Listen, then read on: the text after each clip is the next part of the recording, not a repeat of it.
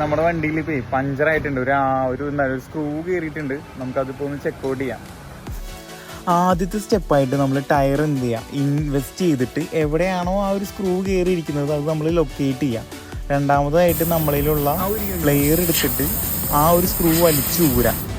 അതിനുശേഷം മൂന്നാമതായിട്ട് നമ്മളിലുള്ള ആ ഒരു സ്പൈറൽ ടൂൾ ഉപയോഗിച്ച് ആ ഹോൾ വലുതാക്കാം തിരിച്ചിട്ട്.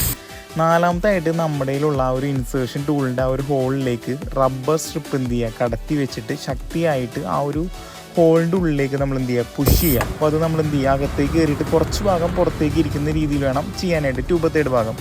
ഓക്കെ, ബാക്കിയുള്ള റിമൈനിങ് പുറത്തേക്ക് നിൽക്കുന്നത് ശക്തിയായി വലിച്ചൂരിയതിന് ശേഷം നമ്മൾ കട്ട് ചെയ്ത് കളയാം. ഓക്കെ, അപ്പോൾ ഓൾമോസ്റ്റ് നമ്മുടെ വർക്ക് കംപ്ലീറ്റഡ് ആയി. അവസാനമായിട്ട് നമ്മൾ ചെക്ക് ചെയ്യുക. നമ്മുടെ ഒരു സോപ്പോ അല്ലെങ്കിൽ വെള്ളം ഉപയോഗിച്ച് കഴിഞ്ഞാൽ എന്തെങ്കിലും കൊമ്മൾ കാര്യങ്ങളോ വന്നു കഴിഞ്ഞാൽ ലീക്ക് ഉണ്ടെന്നാണ്. ലീക്ക് ഇല്ലെന്നുണ്ടെങ്കിൽ യാതൊന്നും സംഭവിക്കില്ല. ഓക്കെ, ഇത്രയാണ് ടോട്ടൽ പ്രൊസീജിയർ വരുന്നത്. എനിക്കിത് ചെയ്യുന്നതിൽ ഒരു 150 രൂപയാണ് ചിലവായത്.